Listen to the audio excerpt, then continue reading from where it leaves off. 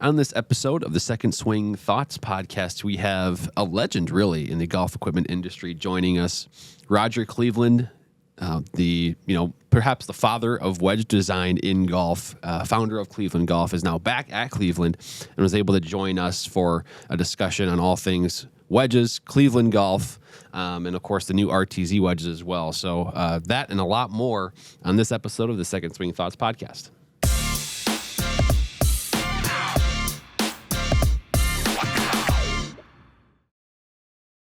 Hey golfers, and welcome back to the Second Swing Thoughts podcast here in the studio with co-host Sean Bauer, and a very fun one today for golf gearheads out there, golf club junkies. One of the biggest names in the industry joins later on, Roger Cleveland. Was awesome to be able to talk to him, get his thoughts on how the game has changed in terms of golf club design and wedge design over the years, how some things have stayed the same, and also just kind of talking about his return to Cleveland Golf this year and the new RTZ wedges. He shares a ton of insight and kind of takes us into his perspective on how things are going there. So that was awesome. But also we have some golf, both on the PGA Tour. We had the LPGA Tour's first major of the year as well. So we have some things to cover here in this episode, Sean. Yeah, we got a lot to dive into. And yeah, Roger Cleveland, I mean, one of the iconic names in golf, especially when it comes to modern wedge design. Really cool hearing how he got into club designing, why he went into wedges, and then hearing, just his thoughts on what makes an ideal wedge, and obviously the evolution of wedges and culminating in, the RTZ and the new material. So really cool stuff. It's not often you get to, talk to someone of that with that name recognition. So you're really going to enjoy that. But, let's get right into the turn now. We had, it was a fun week in the golf world. Obviously, you had the Zurich Classic going on. The PGA Tour is like their one and only team event that I think has gained some popularity just because you've seen guys like Rory McIlroy and Shane Lowry. They won it last year, but playing in it. Occasionally, you weren't seeing the biggest names playing in this tournament, but definitely a fun one just because it is different. Also had the Chevron Championship, first major of the year for the LPGA. The Zurich Classic, you had Andrew Novak and Ben Griffin. Really cool. Neither one of them had won a PGA Tour event, and they get to team up for both of their firsts. Of course, Novak was knocking on the door at the RBC there, losing in a playoff to JT. It was a fun tournament. I mean, I know they had the weather delay that kind of, ruined some parts of Sunday, but, just because it started so much later. But, good tournament, and I enjoy the team format. I like just the little change of pace that it has. Yeah, I wish there was more of it. I know it's not, more of it wouldn't, I guess, be the best just in terms of giving opportunities, right, for advancement on the PGA Tour. Now you get two guys that earn that kind of that status and those benefits of winning on tour. But this is still really cool, and it's cool to watch, how the 4-ball and the foursomes or the alternate shot formats work, and how sometimes these guys get hot on best ball and they just take it super low, and how easy it is for these guys to just make birdies in bunches. And of course that, when it was back and when it was an individual event, it wasn't like yielding, 20s under par to win it consistently. So that's really cool to see. And also, I don't know if you're a social media, avid social media user, I guess you're probably aware of Ben Griffin as a kind of a TikToker, or he makes some pretty cool content, shows some behind the scenes stuff of kind of the PGA Tour life. So kind of cool to see him, and he had been knocking on the door for a while. I mean, he just barely missed out on qualifying for Augusta this year. I think Michael Kim just took his spot at the very end there. So he's been kind of hovering right around that kind of on the precipice of winning, and cool to see him team up. And again, Novak's been on a roll as well. So those guys definitely, it's not a surprise to us if you've been following the tour this year that these guys found the winner's circle. Yeah, and I mean, the thing that stands out to me is, like I mentioned, I just like team golf. Is it's a true team format, right? Like you're relying on your teammate while you're playing. It's not, you have four guys out playing at different times, and you just add up your score, which, I know that's what they do in high school golf and a lot of college meets, but I just enjoy when it's truly like a team aspect. I think alternate shot, if you've played it, it is a wild experience. I've played with buddies, and it's like when you hit that one great shot, it's awesome, and then all of a sudden you put your teammate into a horrible position with a bad shot.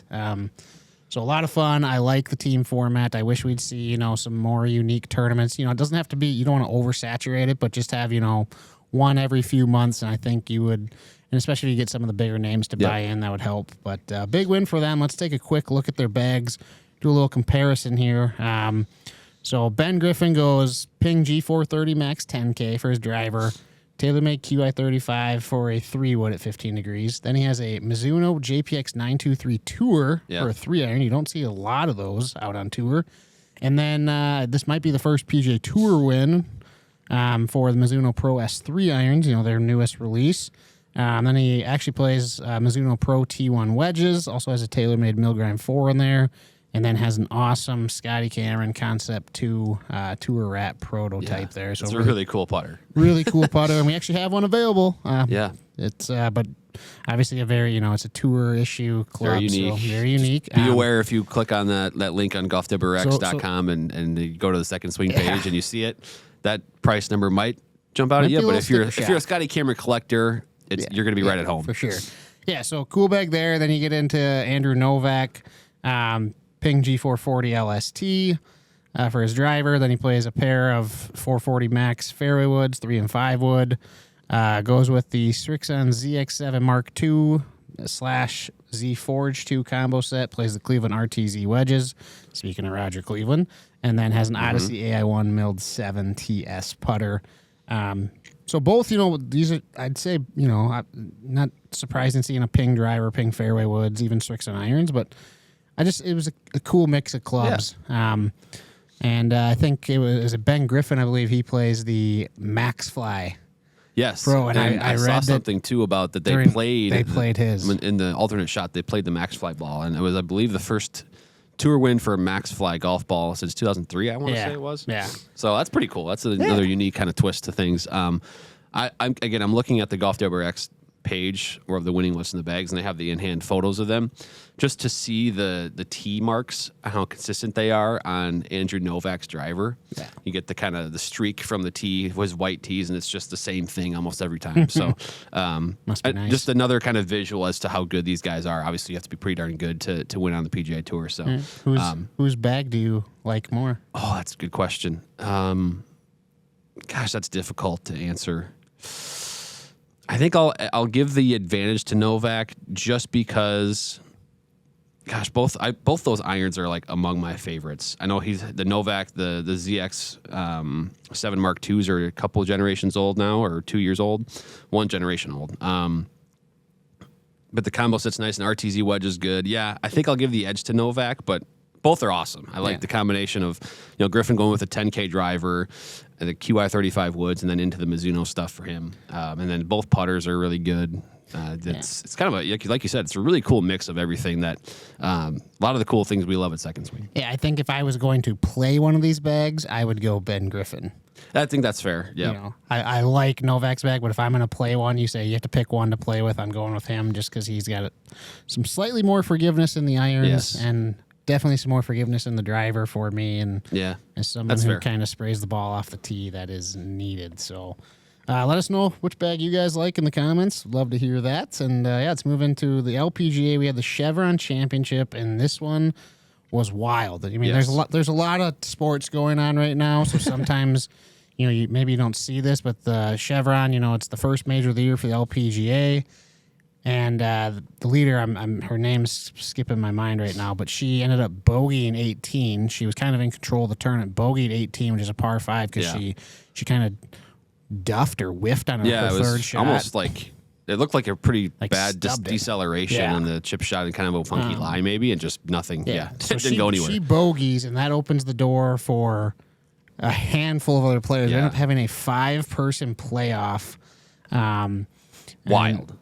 I mean, for a major, 5 people. I mean, I remember the one that the biggest playoff I remember was the PGA Championship where Dustin Johnson, his infamous he had the kind of the bunker shot that was Keimer that won it. Yep. I think that was a 3-person playoff, and that was also one where I think Bubba maybe had a water ball on 18 there, and then it just had all kinds of chaos where Keimer just kind of stayed put, didn't really do much, then found himself in a playoff, and then found himself winning in the playoff out of kind of nowhere. Yeah, so 5 people, and it was Aria. I'm gonna this is a tough name to pronounce. Aria Jutanagarn. Yep. She was the one who had bogeyed 18. It was her, Hugh Ju Kim, Run Young Ying, Lindy Duncan, and then Mai Saigo. And it looked like Run Young Yin was going to... She had the advantage. She was the only one to hit the green in 2, had a great look at eagle, missed it, and then lipped out on the comebacker. Yeah. And then Mai Saigo That is a had tough scene, by the way. Yeah, And it wasn't that far of a putt either. No, I mean, and then Mai Saigo, I forget who else missed their birdie putt, but she had like a 3 or 4 footer for the win after putting, I think, a chip up there close. Could be wrong there, but and she even said like that was the most nervous she's ever been over a 3-foot putt. Understandably so, but she ends up winning on the first playoff hole, which with 5 people I would not have expected it to go end on several one holes, playoff hole. So pretty cool. And then of course she got to do the famous jump in the water. And I know there was some. She doesn't really know how to swim, so there was some like concern when she was jumping in, but. Obviously, they had people there to. Yeah, that is a cool tradition. I think that's awesome. It's really cool that they've made that, and they actually now have like the dock or whatever like set up, on the 18th hole. So every day when you're playing your round and you're finishing up your round for the day, you just kind of get a nice little peek at the dock and what could be that week. Also of note for Saigo's bag, she's got Titleist Woods, and then it goes into actually Mizuno JPX 923 Tour irons. So we got a JPX 923 iron on the PGA Tour that won this week. And then so she's got the GT3 driver, GT2, 3 wood, 7 wood, 4 hybrid, and 5 hybrid. So that's where you see on a lot of we've talked about it before, but on the LPGA, basically a lot more head covers, Fairway Woods hybrids, but then down to those irons, then some Vokey SM10 wedges, and then Odyssey White Hot, Rossi putter. So pretty cool mix of clubs there as well. Another really good bag. Week, big week for Mizuno. Yeah. And those JPX 923s, and then of course the Pro S3s for Griffin. So great week of the Chevron Championship, and then final here wrapping up the turn. Just some live golf news. Been reports there that they are meeting with the official World Golf Rankings Committee, trying to. Sounds like there's progress made, but to get official World Golf Ranking points. Which has been kind of one of their big issues. They haven't been able to get that, and obviously you see golfers that are top 50, top 100 players in the world, and they're way down because they haven't been able to collect points playing on live. So that's big news for live. I know the big part is the relegation. Yeah. That's been kind of their big issue. It's not necessarily the 54 holes, and even the team concept. There's ways to work around that, but it's been that there's no open pathway. Yeah. And so kind of open qualifying series. Yep. I know they have like 1 spot or 2 spots every year. And so that's kind of from what I was reading. I think it was like flushing it on Twitter. On X, Twitter. I still get those confused. But that's what he was kind of mentioning is like that's like their big thing is they're going to add some true relegation, which there's some pretty marquee names that would have been relegated last year. Mm-hmm. Obviously they weren't. So that'd be big for live. And I think regardless of what your feelings are toward live, there are still some of the best players in the world are playing on that tour. Yeah. And I think giving them another pathway to get to majors is best for the sport. Because you need the best players in the world all playing. It stinks they're not all together all the time like they used to be, but that's just the world we live in now.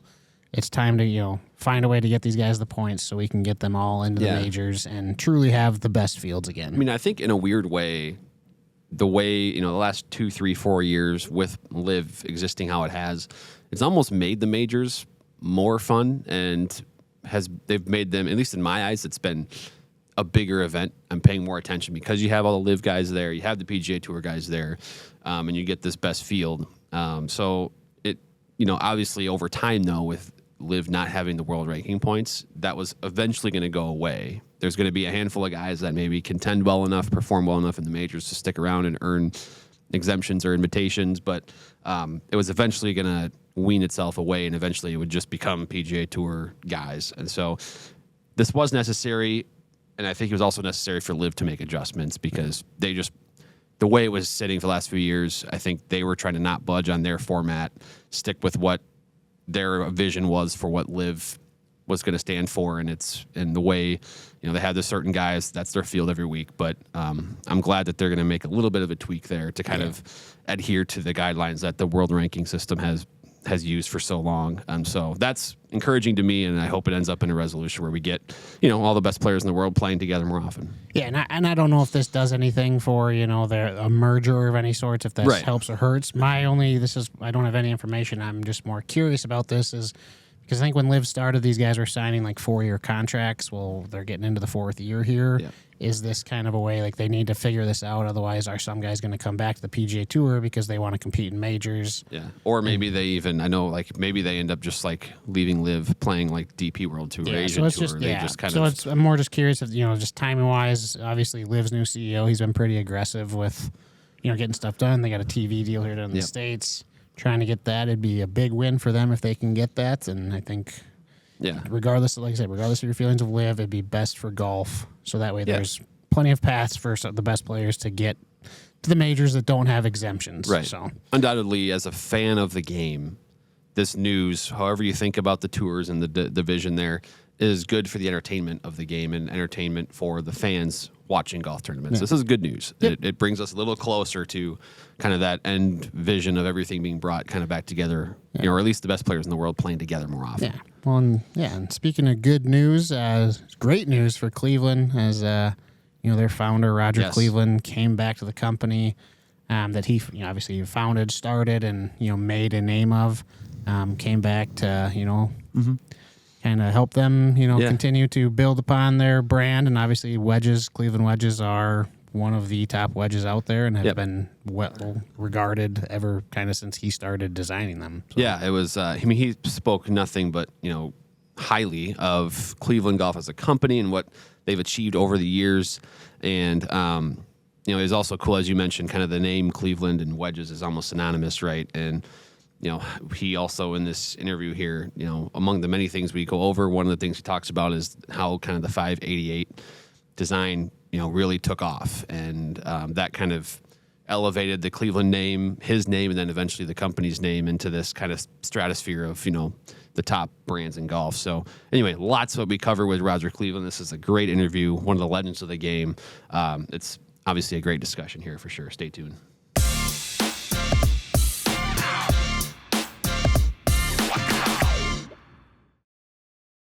Hey golfers, I'm Drew Maholt of Second Swing Golf, and today we have a very special guest joining the program. One of the most legendary names when it comes to golf equipment. It is Roger Cleveland. Of course, especially when it comes to wedges. If you've probably seen at the very least, if not played, several Roger Cleveland wedges, or at least wedges inspired by his designs over the years. Roger, thank you for joining us today and spending some time with us. We have a lot that I'm just personally curious about, but I just wanted to know how things are going, especially now with the return to Cleveland Golf for you.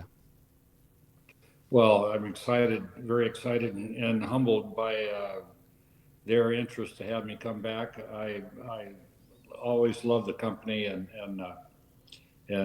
great people there.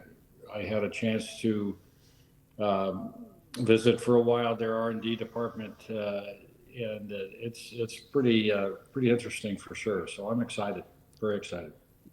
Yeah, it's isn't it kind of fascinating? I'm sure, especially from your perspective, how much golf equipment has evolved over the many decades that you've been involved in the industry. So I kind of wanted to even start there, which is what how you founded Cleveland Golf back in the day, and what my understanding is it started as kind of a classic club company and then evolved into something obviously much bigger. So if you could maybe just give us kind of the history on how Cleveland Golf started back then, and obviously how it evolved into something where now it's one of the top golf equipment companies out there, and you began making stuff for tour players. I've always made stuff for tour players.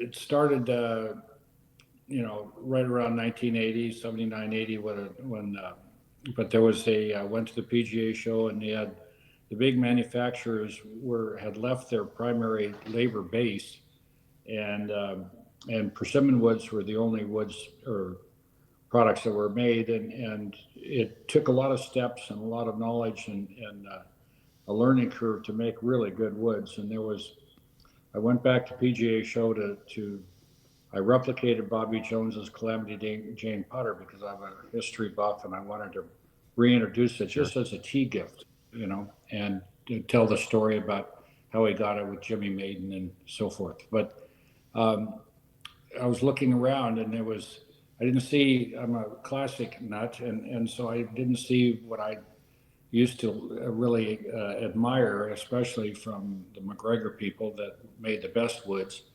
And so there was a wood maker back in town at Four Star Foundry by the name of Bob and Jesse Gonzalez. And I went back and said, listen, I want to make a classic wood. And they were making very nice woods, but I wanted to really get into it. And I designed the master with them and started taking some of these products out to tour. And I had played junior golf and college golf, and I knew some of the players out there. And so I could approach them, and they liked what they saw. And as a matter of fact, and that was like starting in 81. And in 86, we were the #1 wood from the Darrow survey at the Masters. So we really pulled because these guys liked what we did, and we listened to them, and it resonated. So it was great. And during that time, though, I went out, and as I was going out to tour, and that was my test facility as the tour players, and I would get feedback and so forth. And the wedges, none of the manufacturers cared much about the wedges, and the tour most of the tour players were playing old wedges, mostly Wilson Dynapower in the 57, 58 era, and this is 1980, and they were sought after. So I said, well, there's an opportunity. I love the short game. I missed so many greens. I had to love the short game. So I didn't want to copy the Wilson, but I took some really elements from it. It had a real good symmetry of the face profile and so forth. So that's where I started. I went out to tour. The first one was the 485. That was the fourth iron set in 1985 introduced, and then the 588 was 3 years later. 485 was smaller, very popular though, with a number of players, Longer and Curtis Strange, and some great players used it. And then the 588 was a little bit bigger, and that really took off. But I had some great help at Cleveland. I mean, you don't do it yourself. I had incredible people that went out to all the colleges, Don Shaworsky, and others that were very instrumental in the whole success of that. So on that note, we talk about wedges. You talked a lot about what made the 588 successful. I kind of just want to get your thoughts as, the wedge guru, so to speak, right? Like what, even in today's game, what makes a good wedge? What would make a great wedge for a player looking to improve their short game? What are the basics that you would say would describe what a good wedge is? How much time do we have? I'm just kidding. It's an interesting question because first of all, you have to have, when you look down at the wedge, it's got to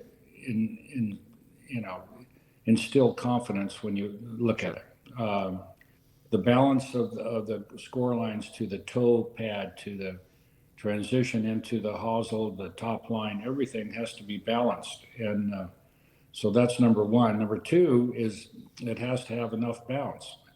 The sole, the angle of the sole at the shaft with the shaft at 90 degrees, you have to have, at least in most situations, 13, 14 degrees of bounce at least. And because it's the shortest club in the bag, okay, the bottom of your arc should be just slightly ahead of the ball. You should have a shallow entry, so you have loft coming into that, so you don't have to lean back to create the loft. You actually have forward your weight forward. So there's a lot of different technique that you should have, but you have to have bounce, so you use it as a skid plate.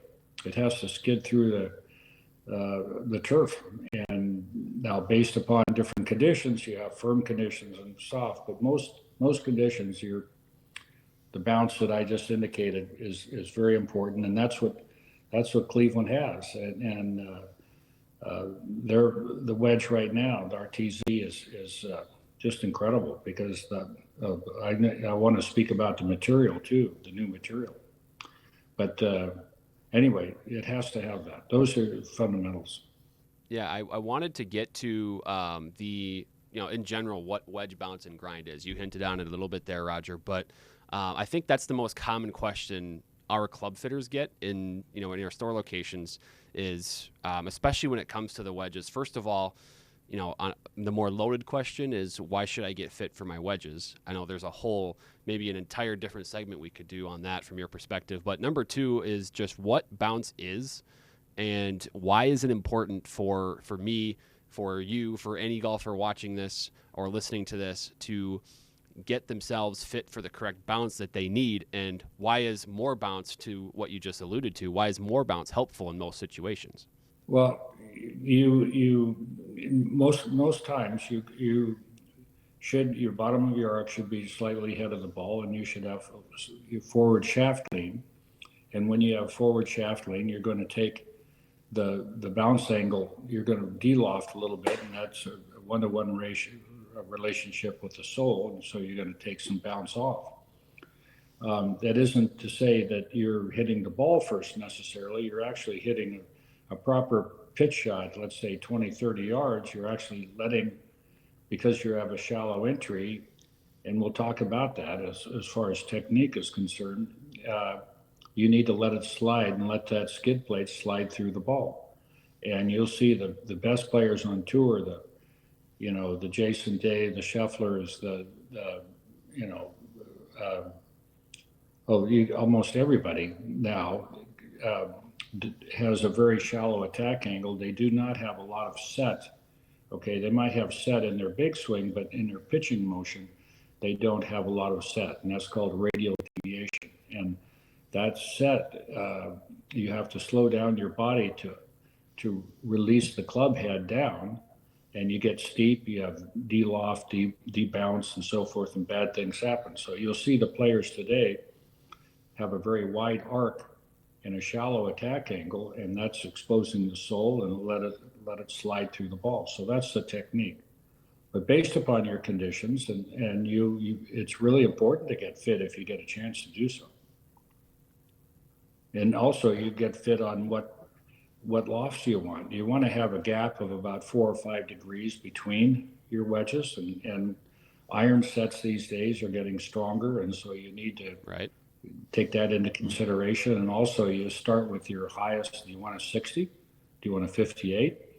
And from that point down to your pitching wedge, you've got to look at the number of wedges you want and can carry. Maybe you want an extra hybrid, so you only have 3 wedges, or maybe you don't need that, so you have 4 wedges. So you have to take that and put that into your calculation, but you don't need anything more than 4 degrees in the gapping.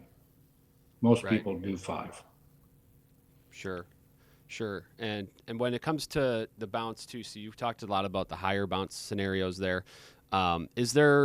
Would you say in most cases, especially, you're working obviously with tour players quite a bit, would you say that most players are mixing up the amount of bounce on their wedges, where, they might have one wedge that has, 12, 13, 14, they might have one with 10. Is that kind of recommended? Because, I feel like that would give you a variety of maybe different possibilities when you're faced with different shots. Yes, absolutely. Typically what your sand iron or the 54, 56 category will have more bounce than your lob wedge, or 58 or 60. Your 60, those should have potentially maybe a little bit less, but not a lot. So you can do more when you open it up. You increase bounce. You want to be able to get that leading edge under the ball and slide still with a face open. So typically you'll have 12, 13, 14 in a lob, a little higher, even higher in your sand, and then your gap wedge, your 50, 52 goes down to 10 or 12, and then it fits into your set. And your irons have bounce all the way through. Right. That's actually probably a piece too that I know when it comes to your history and sort of and legacy. I think wedges are kind of the calling cards, we're talking about wedges a lot today, but I think that's another piece too that golfers maybe aren't totally aware of, is there's also the bounce is important on your irons as well. So, and using the bounce, having the correct amount of bounce is something that all of our fittings include when it comes to irons as well. And so in transitioning from bounce to grinds now, this is another topic that for a lot of golfers, it's almost, I don't want to say a foreign term, but they hear about grind. They see different shapes and maybe textures on the bottom of a club, on the sole, but not sure what it all means and what the different shapes do for players. So could you kind of just illustrate, and maybe explain what, a sole grind can do and what maybe shaving some pieces off can do for golfers and some of the things you've done in the past? It's based upon fitting that individual player to their technique. And if they're very shallow attack angle, you don't need as much bounce, but you still need, people think I want a low bounce, I want 4 degrees. Well, there are some wedges that actually their center section might be 4 to 6 degrees, but their they have a chamfer that's probably 18 degrees. So that's your skid plate. So it's all individual based upon trial and error, because the tour players are out there working all the time. And that's one thing that I'd like to really take a second right now and see. The tour players work maybe 30-40% on their short game. That's why they're so good. And the amateur who can have a short game that's really good, because it doesn't take strength, it takes technique and a good piece of equipment and some practice. And the amateur, if they really realize that, they can really improve themselves if they take a little time and take some lessons, learn what these guys are doing, because they're working at it all the time. But the technique is not that hard, okay? And you just don't need a lot of set and get a proper wedge. But everybody, all the amateurs can improve themselves.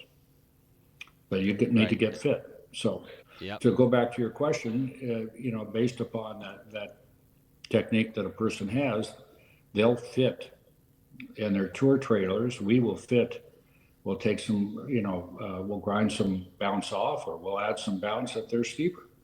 The Cleveland RTZ Wedges, you mentioned them a little bit earlier, how you're really excited about them, new in 2025 now. So the first thing I wanted to ask about is the new material that you alluded to. So there's a lot of your similar, the design concepts, shaping, et cetera, that have made, Cleveland wedges so successful over the years are still there, but there's a new material. So kind of give us the rundown on this new material we're talking about.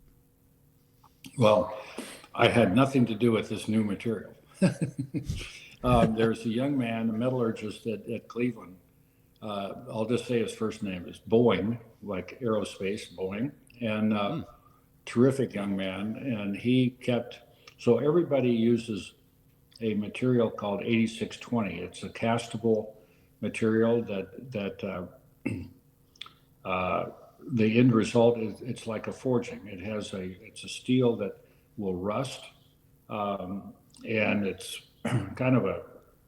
it's not easy to cast, but it turns out pretty well, and you can reproduce it in quantities. And so most manufacturers, and I started with that at Cleveland, and others use that same material, and they use it today. In its raw state, it rusts. It's just like a forging.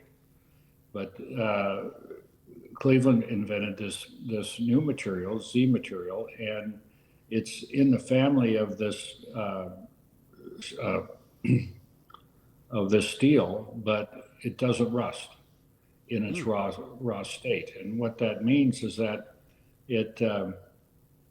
when you cut an edge of a radius of a groove, if it's raw, it'll rust eventually. And when it rusts, it actually will take that edge off. And you think rust will enhance spin, but it actually doesn't. It degrades the edge, and it won't last as long. So But this material doesn't rust, so there's no degradation of that groove, or it lasts longer. There is, after a while, you'll wear it out, but it lasts a lot longer. So you get the benefit of spin and your trajectory that you want, launch angle, and based upon the extra spin that you get with a fresher groove.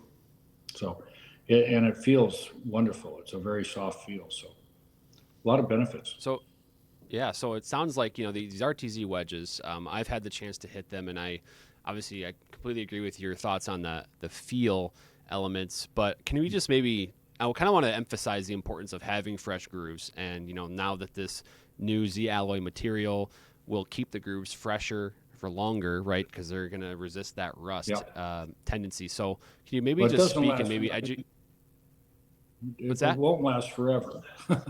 Well, We'd love that, and that maybe in the future that'll be something that we can find, right?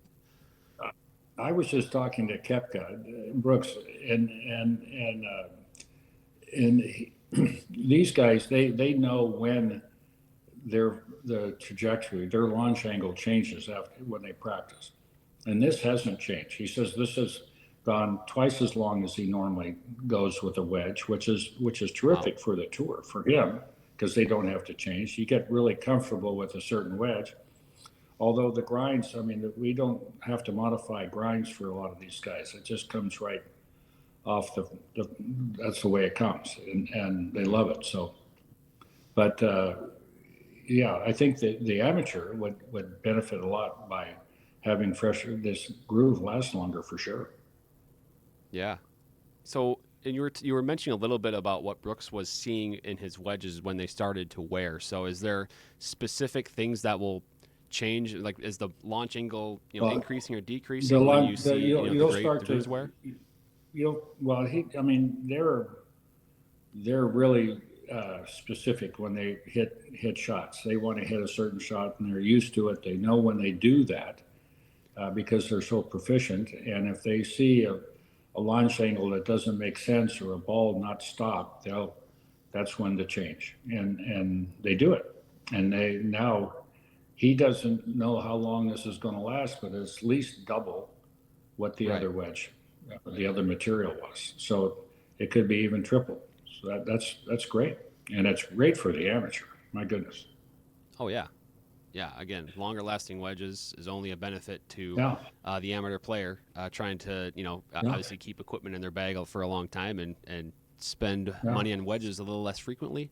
RTZ wedge will help you do that. Well, we love to turn those wedges over, but there's a lot of amateurs out there. Right. Yeah, exactly. One thing I wanted to ask about too is as a feature available on these RTZ wedges is the new grind. My understanding, the Adapt grind that is now available on the RTZ wedges. It's kind of a unique little addition to the lineup. I know Cleveland over the years has done a really great job of offering a ton of different bounce and grind options just available to order. So can you talk to me now about this edition of the Adapt grind and what is unique about it and what you've maybe seen in testing it with either tour players or amateurs, and what the benefits really are of the Adapt grind? Well, it's a very unique sole geometry. I think it's really good for people that have really good technique in firm conditions, because there's like two different bounce pads. There's one initially that is like a chamfer, and it's up there, but it's very, very narrow. So it could be 17, 18 degrees, but it's very narrow, and that acts as a skid so you don't dig. And then you have a pretty shallow second pad. I mean, not shallow, lower bounce second pad. And so it wants to skid. So it's in firm conditions, it's incredible, especially when you want to open it up and do some fancy stuff around the green. It's pretty cool. That's you're speaking my language there, and maybe to a fault sometimes. I like to really open that club face, get really fancy, and again, sometimes to a detriment to myself, but I am that player that you're talking to. Yeah, it's fun to do that. It's fun to, challenge yourself and pull that shot off when you can. It's a kick. So I mean, Roger, this has been awesome. First of all, it's been great to speak with you, get your insights on, obviously talking about the history of Cleveland, talking about, what bounce and grind are and why it's important. And then obviously the new RTZ wedges. It's been a lot of fun. I do want to just, as we start to conclude here, I got a couple last things I wanted to ask you. The first one being for watchers and listeners here that, I think we've alluded to it already. The players that are looking to improve their short game, they're really trying to put some work in and improve their short game, because that's the one area where you might not be able to hit it as far as Brooks Koepka, but you can hit your wedges as far as Brooks Koepka can, right? You can hit those short shots, those little pitch shots, those putts. And to refine that. So what is the importance of getting fit for your wedges? How is that going to help players with their short game? There's different factors, I think, that need to be analyzed and it's hard to do it yourself. So you want to go to a pro like yourselves and that fit and do a lot of work like that, so they have experience and they can fit you fairly quickly in gapping, and also based upon your technique, they can see that. So it's really critical to take the time to do that. You do it with a set of irons, but it's even more critical in a set of wedges, in my opinion, to get the gapping correctly and so you have confidence. And take some lessons. Go practice and take get some thoughts of how to do it. It's not like hitting a 300-yard drive. This is hitting a 30-yard shot. There's little keys that you could do, and a little practice with some information goes a long way. Mm-hmm. And I think your place is one of them to get that. So I think it's important. Yeah, it's we that's our number one goal, right? Is to anybody that walks in the store or even connects with us, on our website, is not just getting them some golf clubs, but getting them fit golf clubs that will work for their swing. So you gotta have. And then the last question I have is probably a loaded one, and but nonetheless, I wanted to get your perspective, because your perspective on this particular topic is there's nobody better to discuss it, and that is, how has wedge design evolved over the last, call it 30 to 40 years in golf equipment? So in particular, going back to, you mentioned some of your earlier designs, 485, 588, how have things evolved from that point until now with the Cleveland RTZs? Some things that are maybe staying the same, and some things that have maybe evolved. Well, the manufacturers have tried moving weight up and on a vertical axis up and down a little bit, and that's been interesting because that changes your dynamic loft when you swing. It actually lowers it, but when you do that, when you're de-lofting the face, that your sole then becomes you reduce the bounce, so you have to make sure you have enough bounce, because you don't want to dig. You want to take that leading edge away. You want to use that skid plate, so you got to watch. So manufacturers have had to test that. One went too far and had to increase the bounce and so forth. But there's kind of a happy medium, and I think the silhouette, the design, or the design at address hasn't changed a lot, which is good. You still need a certain weight. You need anywhere from 300 to 305 grams on a lob wedge, when that's your shortest club, and typically that's your shortest club, because that benefits by tightening your arc, and that's why you need the bounce, because you're typically steeper with a smaller arc into the ball, so the silhouette hasn't changed a lot. Different bounces have changed based upon conditions and architectural designs of bunkers that are have higher faces. You need to loft is, when we first started out, there wasn't everybody used 56, and that was your highest loft, and then I think Tom Kite and started messing with the 60 because he wasn't very proficient hitting. He wasn't long enough to hit 5 bars and 2, but he could lay up to a certain point, and he became really good with that. He did the work with Dave Pells on that. And so they kind of brought in and popularized that, the higher lofted wedges, and other people followed, and he, I mean, he was incredible at that distance, but they designed it for that distance. So, but that's evolved, and a lot of people like that 60, 58. 60 sometimes is just too much.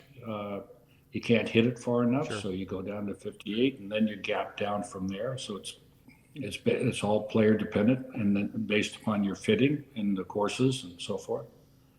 You can do. I mean, there's so many players out there on tour that use 58. You can do almost anything with a 58. I mean, Trevino could do anything, and Sebi could do anything with a 56. You know, so it's technique. But there's some unique grinds that are new, that are fun, like the one you just mentioned. I think is pretty cool. I think there's some others on the wings as well, so it's kind of fun. Yeah, I mean, clearly things have evolved quite a bit over the years, but one thing that hasn't really changed is your name being synonymous with wedge design in the game. So that part's really cool. Well, Roger, this has been really cool. It's been an honor to chat with you today and have you on the program. And of course, it's really cool to see you back at Cleveland Golf as well. In talking with the team over there, I know they're really excited about that. It's been awesome. It's humbling. And so, yeah. No, I'm just saying it's humbling, and I look forward to contributing. That's all I'd like to do. Yeah. You've contributed a heck of a lot in the game of golf over the years, so we appreciate you for that, and we appreciate you for joining today, Roger. Golfers, one last reminder. Well, thank you. We heard it from Roger Cleveland. Go get fit for your wedges, specifically the Cleveland RTZ wedges with the new Z alloy material. We talked about all the advantages of it, the different bounces, grinds, and the new material. It's going to set your short game up really nicely this year. So, Roger, thank you so much for the time. It's been awesome. We appreciate it so much. Pleasure. Thank you very much. Take care now.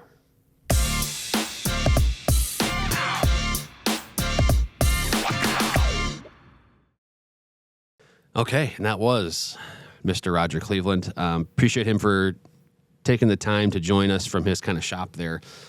Sort of off air or off as before we hit record, he was kind of showing me around his shop and all the cool things he's got and all the kind of patented clubs in there.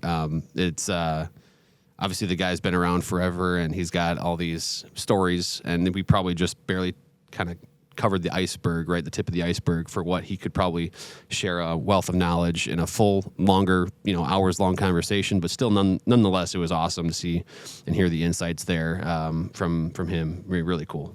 Yeah. And he obviously, I love that he, gave credit to the guys that helped develop the RTZ. Yeah. Because you'd kind of asked him, what would I design here? And he was like, well, it's the new steel. But he's like, I didn't design that. That was this engineer here who came up with the formula. Right. And so you always got to like that. And, he kind of talked about, just being a team about, within Cleveland. And, and then just hearing, kind of his thoughts on why bounce is so important and what you need it for. And then, obviously, the importance of getting fit. But it was just cool to hear, one of the, like I said, the iconic names, especially when it comes to wedges.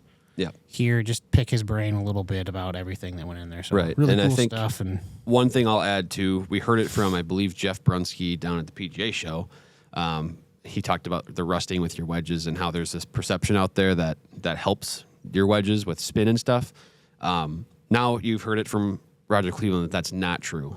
So that's a big component of this Z alloy material with the wedges is that it prevents the rusting. They last longer. The grooves stay fresher for a longer period of time. He mentioned Koepka. Yeah. It's keeping his wedges in the bag twice as long as he typically would. So that's meaningful. So if you're a player that you're paying attention to your grooves and you want to have fresh ones, the RTZs will be fresher longer. So you won't be maybe it's instead of every year getting a new wedge, maybe it's every 2 years, and eventually we'll save money that way. So that was a pretty cool tidbit from him. Yeah, the Koepka thing, that really caught my eye too, because you think about tour players are hitting, thousands of golf balls every week. And if it's lasting 2 weeks longer, then imagine for, us regular golfers, us consumers, how much longer of a lifespan we're getting out of our wedges. So really cool stuff. I'm playing some RTZs so far. I'm a very big fan. Yeah. They feel great, and the clean look. I love simple looks, so... Yeah, I think they've knocked it out of the park with RTZs for sure. But that was really cool. And then of course we got some more special guests on the YouTube channel coming soon. So as far as live at lunch is concerned, we have another special guest this week. Sam Bettinardi, president of Bettinardi Golf, is going to join. We'll talk primarily. It'll be a lot about the Antidote series and kind of that, of course, the zero torque or low torque phase and trend in golf right now. Bettinardi's jumped on, and they're having really a lot of success with the Antidote series. So we'll talk about that, plus even their kind of expansion of their wedges and irons as well. So that'll be a fun discussion there. We've got the Tour Van series is kind of ramping back up this week. We have an interview with Michael Jolly from the Cleveland Shrixon Tour Truck. So talking about their operations, servicing the tour staff on site at events. That's really cool. And of course, our Fitters Choice series is rolling along on every Monday. New category, new best clubs for the year. We talk about why our fitters voted on them and do some testing in the bay as well. Yeah, looking forward to all of that. And on the second swing side, the R7 quad mini driver is going to hit stores here on Thursday.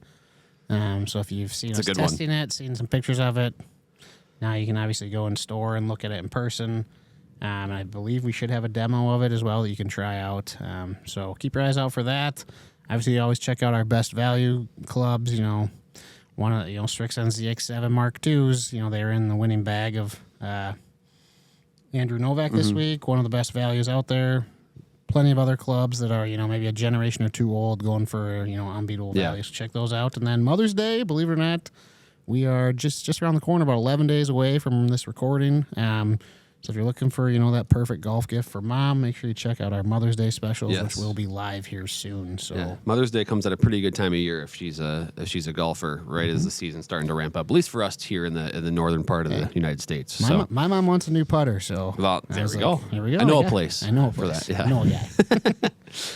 Well, golfers, we appreciate you tuning in for this episode of the Second Swing Thoughts podcast.